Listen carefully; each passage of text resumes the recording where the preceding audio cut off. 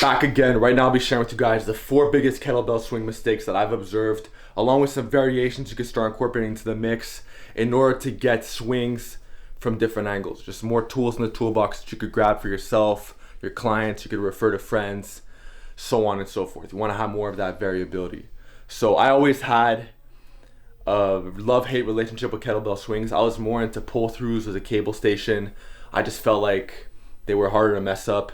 But then over time, I started to really realize the benefits of kettlebell swings and how they don't only carry over to lifts in the gym, but other aspects as well for athletics and stuff of that nature. So as far as the kettlebell is concerned, especially if you guys happen to have a garage gym or a studio gym, whatever the case is, you guys would benefit from having an adjustable kettlebell. Just as a little side note, because with this kettlebell, I'm able to load up 125.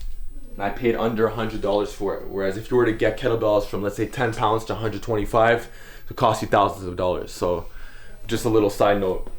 But as far as the technique is concerned, the biggest mistakes I tend to see is that people, they lead way too much with the arms and not enough with the hips.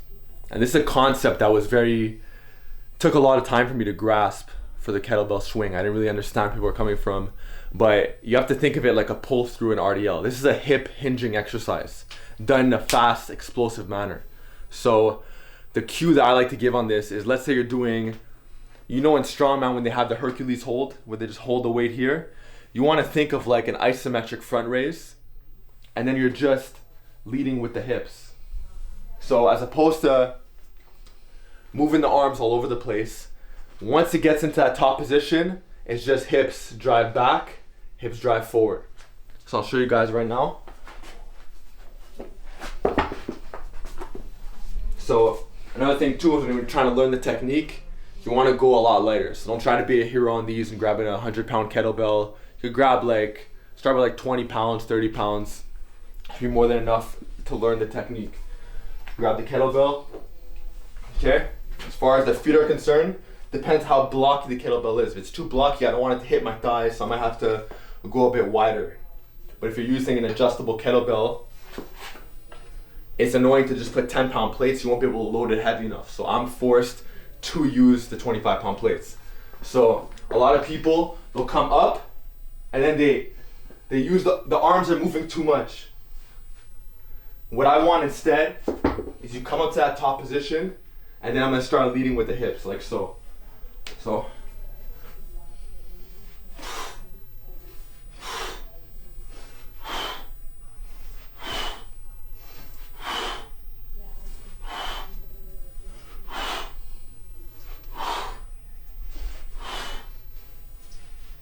Okay, so secondly, people tend to lean back too much on the kettlebell swing, especially as the weight starts getting heavier. So what they'll do is they'll grab the kettlebell, right?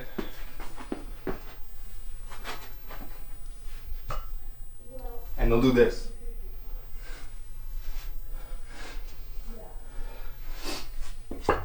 This isn't necessary, and we don't have to have that extra range of motion. Once you achieve hip extension up to here, you're perfectly fine, and you don't have to have the need to swing back more. The third mistake is a lot of people can't feel their heels. So they're so extended and they have so much weight, their center of mass is going so forward, especially since the fact that the kettlebell is going forward as well, that they lose sense of their heels. So let's say you're doing something like a RDL and you're down in the position. A good cue that I like to give is drive your heels, drive the whole foot, but especially the heels into the ground. And this will give you that leg drive that you need to really turn the hamstrings on and thrust the hips through. It's kind of similar with the kettlebell swing. I don't want you to do a swing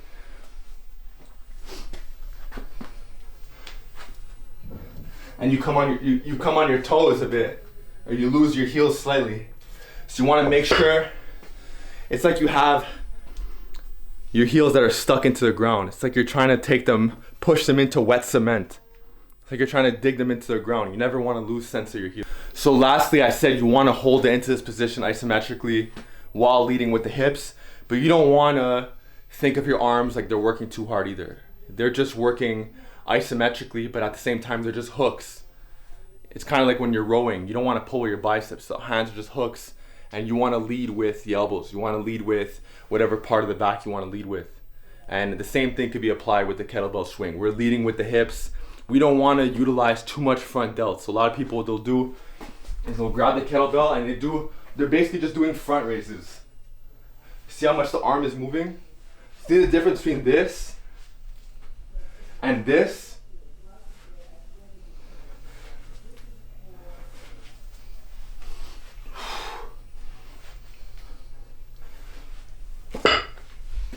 So those are the 4 biggest mistakes I personally tend to see with the kettlebell swing.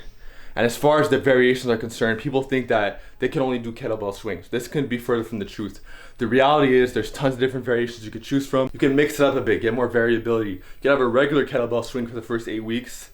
You could have something like a single arm unilateral kettlebell swing. And then maybe the third phase, you could have an alternating kettlebell swing, which takes a little bit more coordination, but this is gonna make you more athletic, it's gonna make you feel better, and you're gonna reap different kind of benefits. And also you're not gonna be stuck in those bilateral movements as well. You're gonna have more variability, you're gonna be able to sense both sides a little bit better, and it's gonna do you some good. So the first variation is the single arm variation. And these will also carry over to making you a better kettlebell swinger. So grab it with one arm. Same principle here, drive back.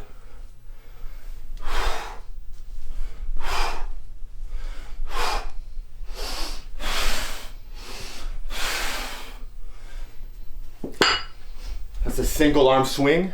As far as the unilateral variation is concerned, alternating, I'm gonna do this.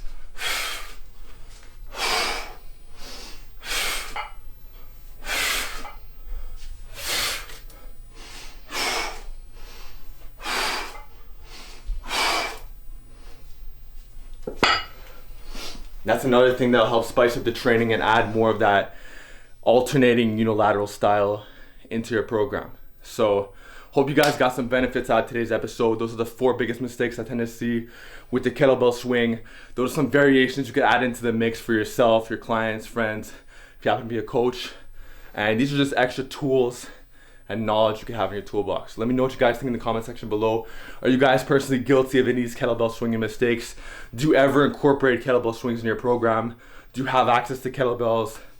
Let me know in the comment section below, and I'll be glad to help you guys out.